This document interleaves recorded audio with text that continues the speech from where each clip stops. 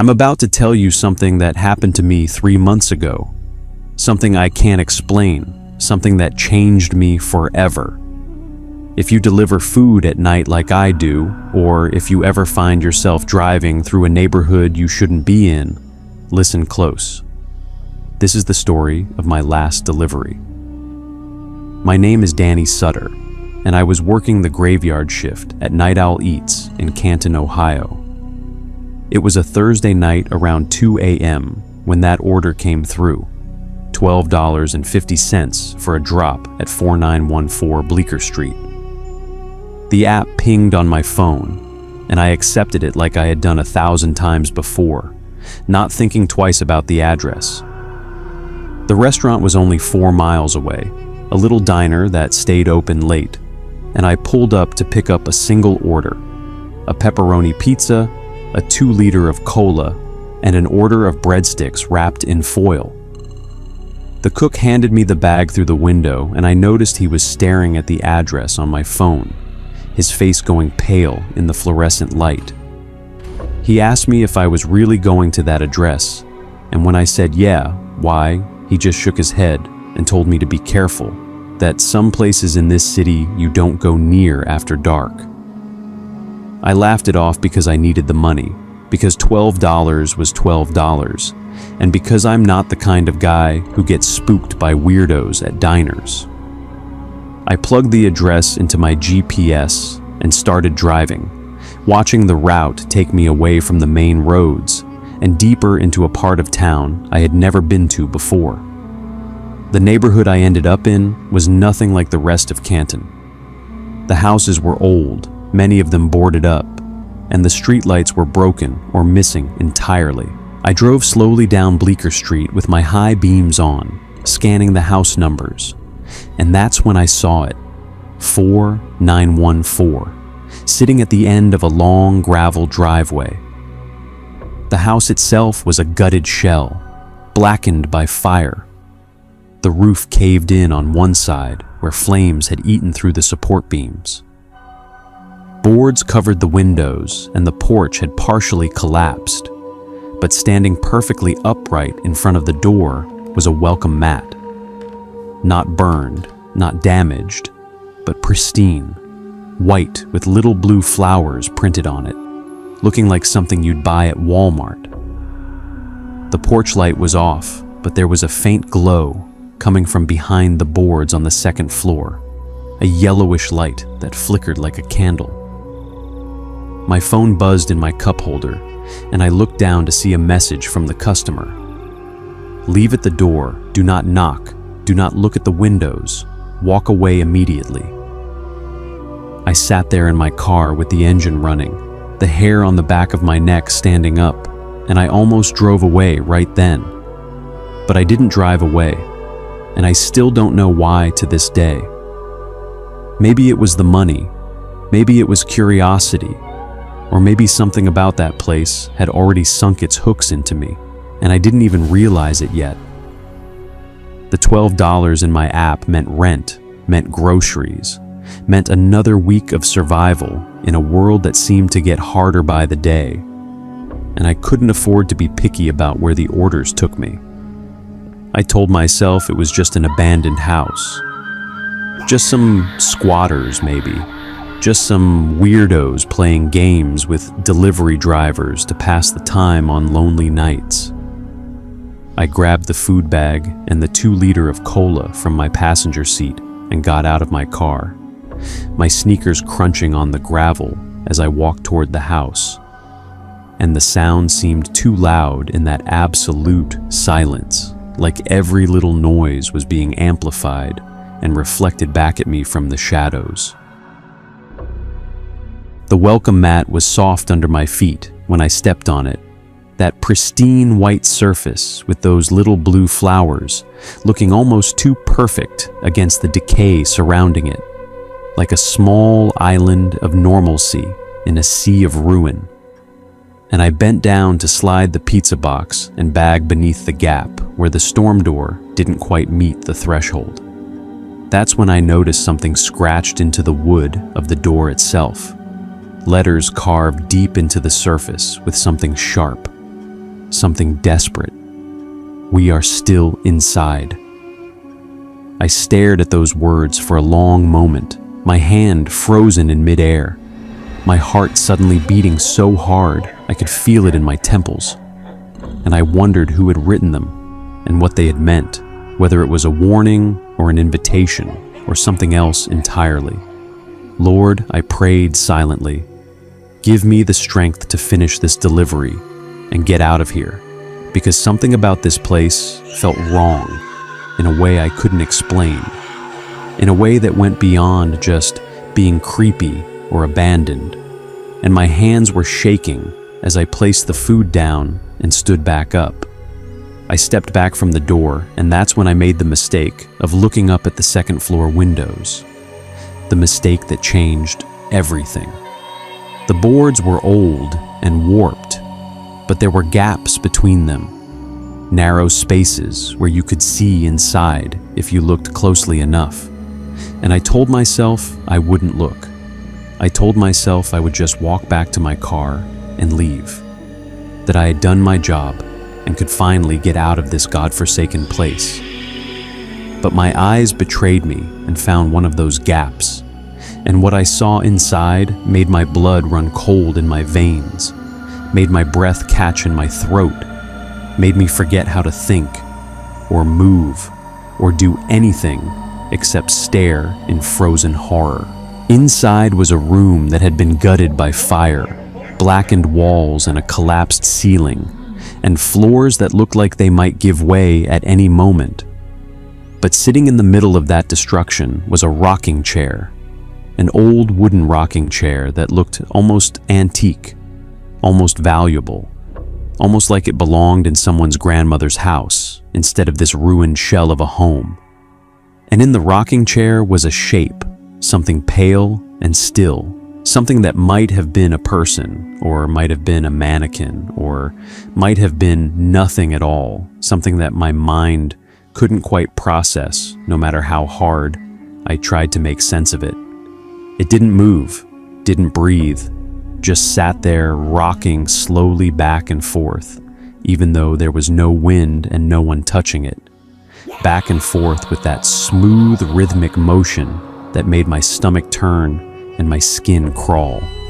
My phone buzzed again in my pocket, breaking the spell just enough for me to function, and I fumbled it out with shaking hands that didn't want to cooperate, reading the message that glowed on the screen. Thank you for delivering. Please rate your experience. See you again soon.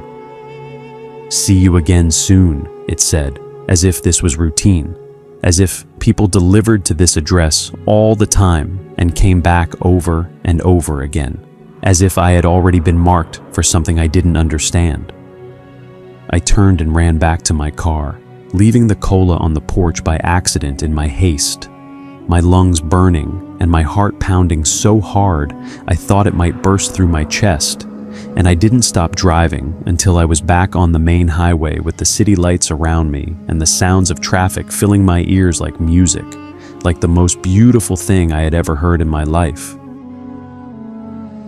I went home that night and told myself I would never take another night owl order again, that I would find a different job, that I was done with this whole delivery thing for good, that I would rather starve than go back to that address ever again in my life. But the next evening, I was back behind the wheel because my rent was due, and because I had already told myself the same thing a dozen times before and never followed through, because the bills didn't care about ghosts and burned out houses and pale shapes rocking in broken windows. The orders came in as they always did, pings and dings through the app, and I accepted them mechanically, trying not to think about what had happened on Bleecker Street, trying to convince myself that it was just a nightmare, just my imagination running wild after too many late nights and too much time alone on these empty roads. Then, at 1:47 a.m., my phone buzzed with a new order, and I looked down to see the pickup location was the same little diner, the same restaurant where the cook had looked at me with fear in his eyes, and the delivery address was 4914 Bleecker Street. The exact same address, the exact same house, the same customer name that just said resident with no apartment number or additional information. Nothing but that single word sitting on my screen like a curse. My hands were shaking as I stared at the screen, and I wanted to delete the app right then, to throw my phone out the window, to drive as far away from this city as I could and never look back. But something kept me from doing it. Something that felt like a hook in my chest, pulling me forward no matter how hard I tried to resist. And God forgive me. I accepted the order anyway, because I was a coward and because I needed the money. And because part of me, some small and terrible part of me, wanted to know what would happen next. The cook at the diner didn't say anything this time when I picked up the order, just handed me the bag and looked away. But I could see the fear in his eyes, the way his jaw tightened and his hands trembled slightly as he passed me the food. And I wondered how many other drivers had stood where I was standing, and how many of them had come back from that address at all. The bag was heavier than before, containing 2 pizzas instead of 1, breadsticks wrapped in foil, and 3 2-liters of cola instead of just 1. Enough food for a small family, but ordered by that same anonymous resident who somehow knew exactly what they wanted and when they wanted it. Lord, I prayed silently as I drove toward Bleecker Street, watching the city lights fade behind me and the darkness close in. Give me the strength to get through this night and never come back here again. The drive out to Bleecker Street felt longer than it had the night before, the roads darker, the shadows deeper, and when I pulled up to the house, I saw that the cola I had left on the porch was gone, vanished completely, as if it had never been there at all. But something else had appeared in its place, something that made my stomach drop and my breath catch in my throat. A chair had been placed on the porch, an old wooden chair with carved armrests that looked like it belonged in that same antique rocking chair's dining room. And sitting on that chair was a cardboard sign that I could barely read in the dim glow of my headlights. Please sit before entering.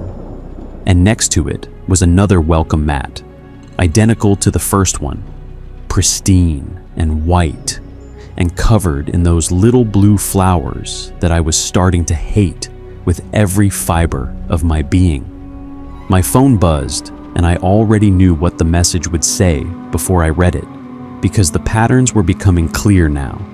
The rules of this terrible game that I had stumbled into without meaning to. New delivery instructions. Please sit for 5 minutes. Observe the neighborhood, then deliver. I sat down in that chair and I waited, watching the empty houses around me, and the silence was so thick and so heavy that I could hear my own heartbeat pounding in my ears like a drum, like a warning, like a countdown to something I didn't want to witness. As I sat there in that chair, counting the seconds on my phone, even though the instructions said 5 minutes, I noticed things that I hadn't seen the night before. Details that I had been too frightened to register when I was running back to my car with terror clawing at my insides. Every single window on every single street in that neighborhood was dark.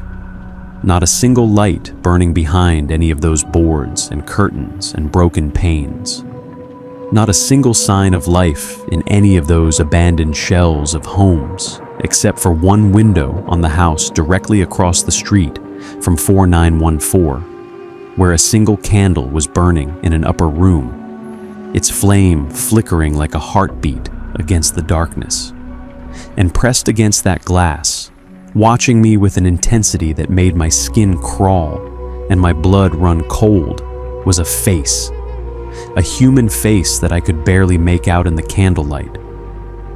But that was definitely there, definitely real, definitely staring right at me with eyes that seemed to reflect the candle's flame back at me like two small points of fire in the darkness.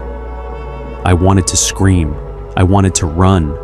I wanted to pray louder and harder than I had ever prayed in my entire life.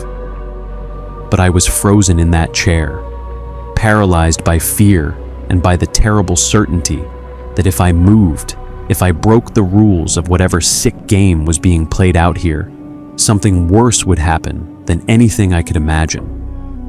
My phone buzzed one final time, and the message was simple, cold, and final. You have observed. You have waited. Now deliver. The family is waiting. I stood up from that chair on legs that felt like they were made of stone, legs that barely wanted to support my weight, and I walked back to my car to get the food. But as I bent to pick up the bags, I noticed something I hadn't seen before, something that had been placed carefully on the porch while I was sitting and watching that candle burn, and that face watch me from across the street. That face in the window didn't move, didn't blink, just watched me with an intensity that made my skin crawl. I sat there in that chair for what felt like hours, counting the seconds on my phone even though the instructions said 5 minutes, watching that candle flicker and the shadows dance behind the glass. After what felt like an eternity, my phone buzzed with the message to proceed with the delivery, and I stood up on legs that felt like they were made of stone, walking back to my car to get the food. But as I bent to pick up the bags, I noticed something I hadn't seen the night before. A small cooler on the porch, the kind you'd use for a picnic, with a note taped to the lid that said, "For the driver." I opened it with trembling hands and found it was full of cash, hundreds of dollars bundled neatly with rubber bands, more money than I had ever seen in one place in my entire life. There had to be at least $10,000 in that cooler, maybe more, and sitting on top of the money was a photograph that made my blood turn to ice water in my veins. The photograph showed the house at 4914 Bleecker Street, but not the burned-out husk I had seen with my own eyes. It showed the house as it must have looked before the fire, pristine and beautiful, with a family standing on the porch. A mother, a father, and 3 children all smiling at the camera, and the welcome mat at their feet was the same one I had seen twice now. That same white mat with the blue flowers. I turned the photograph over and found writing on the back in faded ink. The Harmon family, 4914 Bleecker Street, 1987. Gone, but not forgotten. I looked up at the house, at the blackened ruins standing before me, and then back at the photograph. And that's when I realized that the family in the picture was gone, but that the mat was still there, still pristine, still waiting. My phone buzzed one final time, and the message was simple. You accepted the delivery, you sat on the chair, you opened the cooler. Now you're part of the family. We deliver to you now. I threw the photograph back on the porch and ran to my car. But when I tried to start the engine, nothing happened. The battery was dead.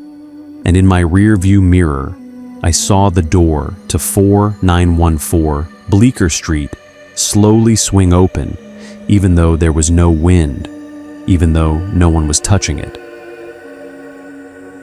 I sat in that car for what felt like an eternity, trying to start the engine over and over until my thumb ached, but the battery was dead, completely drained as if something had sucked every last trace of power from it in seconds.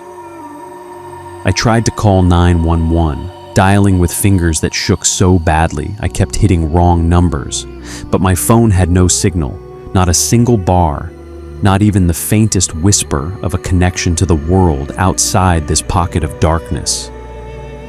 Lord, I prayed with everything I had. Please get me out of here.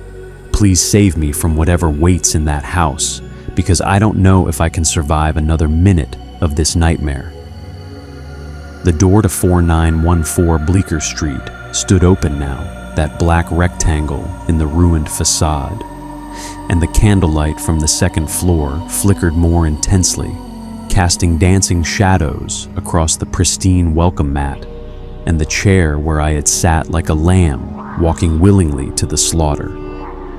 Then I heard it, a sound that will never leave me, the sound of multiple people eating, the smacking of lips and the crinkling of paper bags and the glugging of soda, just like any family dinner in any normal home, except this house had been abandoned for decades, and there was no one inside, no one alive, no one human except for me, and whatever was waiting in that darkness.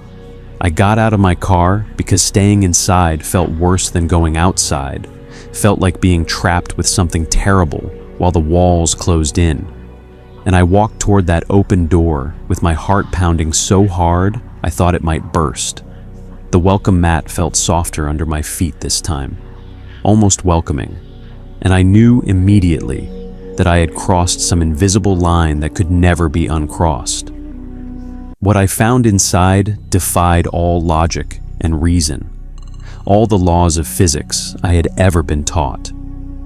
The first floor was still ruined, still blackened by fire, but somehow the dining room had been restored.